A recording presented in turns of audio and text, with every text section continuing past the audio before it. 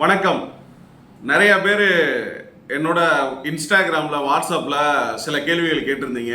நான் எங்கள் ஏரியாவிலேருந்தே எனக்கு பொறுப்பே போடலண்ணே, நாங்கள் வேலை பார்க்க முடியலை அப்படின்னு. பொறுப்பு போடுறாங்க, பொறுப்பு போடலை அப்படின்றதெல்லாம் தாண்டி தலைவர் விஜய் அவர்களுக்காக நம்ம வேலை பார்க்கணும்.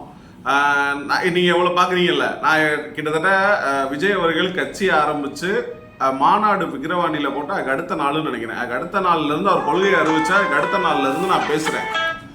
அவருக்கு ஆதரவாக மட்டும்தான் பேசுகிறேன். கிட்டத்தட்ட கால்குலேட் பண்ணி பார்த்தேன், 800 நாள் டு 900 நாள் கிட்ட டெய்லி அவரை பற்றி பேசிகிட்டு இருக்கேன், அவருக்காக மட்டும் பேசிகிட்டு இருக்கேன். இதுக்கு முன்னாடி நான் நிறைய விளம்பரம் என்னுடைய தொழிலுக்கு நான் பண்ணிகிட்டு இருந்தேன். கிட்டத்தட்ட இந்த 2.5 வருஷமாக எந்த தொழில் வீடியோவும் போடுறதில்ல, ஒன்லி விஜய் அவர்களுக்காக மட்டும் பேசுகிறேன். கிட்டத்தட்ட 800 நாள். ஒரு வீடியோவுக்கு வெறும் 1000 ரூபா நான் சம்பாதிச்சிருந்தா கூட எனக்கு நான் 10 லட்சம் நான் சம்பாதிச்சிருப்போம். ஆனால் அதெல்லாம் விட்டுட்டு இப்போ வரைக்கும் எனக்கு எந்த விதமான போஸ்டிங்கும் கிடையாது. ஏன்னா நான் மாணவர் அமைப்பு வச்சிருக்கேன், எனக்கு எந்த விதமான போஸ்டிங்கும் கிடையாது.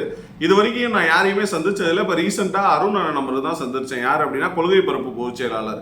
அவர் MBBS முடிச்சுட்டு ஒரு IARS படிச்சுட்டு அப்படி ஒரு மிகப்பெரிய பொசிஷனில் இருக்கவர் மக்களுக்கு சேவை செய்ய வராரு அப்படின்னா அவர் மேலே எனக்கு கொஞ்சம் தனிப்பட்ட பாசம் இருந்தனால அவரை நான் சந்திக்கிறதுக்கு டைம் கேட்டிருந்தேன், கொடுத்தாங்க, நேரடியாக சந்தித்தேன். அதனால் அவர் எனக்கு பர்சனலாக பிடிக்குமே தவிர இப்போ வரைக்கும் நான் எந்த போஸ்டிங்கும் கேட்கல, எனக்கு யாரும் எந்த போஸ்டிங்கும் கொடுக்கல. ஏன்னா நம்மளுடைய வேலை என்ன அப்படின்னா நமக்கு தான் மாற்றம் வேண்டும், வேற யாருக்கும் மாற்றம் தேவையில்லை. விஜய்க்கு எதுவும் பிரச்சனை இருக்குமா? அவருக்கு எந்த பிரச்சனையுமே இல்லை. பணம் இருக்குது, அதிகாரம் இருக்குது, எல்லாமே இருக்குது. ஆனால் அவர் ஏன் அரசியலுக்கு வர்றாருன்னா உங்களுக்காக தான். உங்களுக்கு பணம் இல்லை, உங்களுக்கு பிரச்சனை இருக்குது, கலெக்டர் ஆஃபீஸில் பிரச்சனை இருக்குது, எல்லா ஆஃபீஸ்லேயும் உங்களுக்கு பிரச்சனை இருக்குது.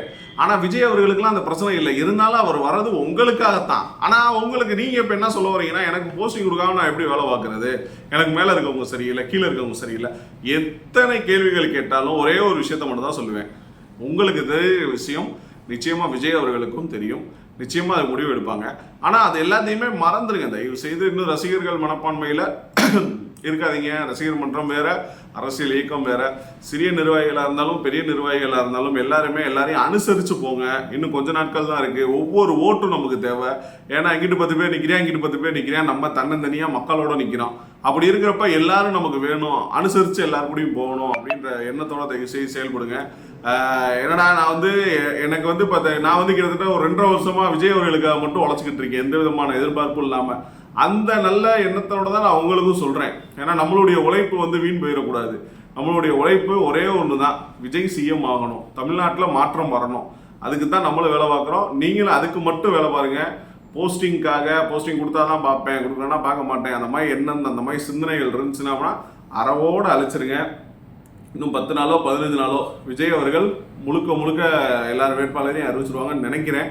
அப்படி வந்த பிறகு அந்த வேட்பாளருக்கு உண்மையாக நேர்மையாக விசில் சின்னத்தில் வாக்கு செய்கிறீங்க. நான் சொல்கிறது கரெக்டு அப்படின்னா கரெக்டுன்னு கமெண்ட் பண்ணுங்கள். நான் சொல்கிறது ரொம்ப கரெக்டு அப்படின்னா யாரெல்லாம் அப்படி புலம்பிட்டு இருக்காங்களோ அவங்களுக்குலாம் அந்த வீடியோ அனுப்பிடுங்க. நன்றி.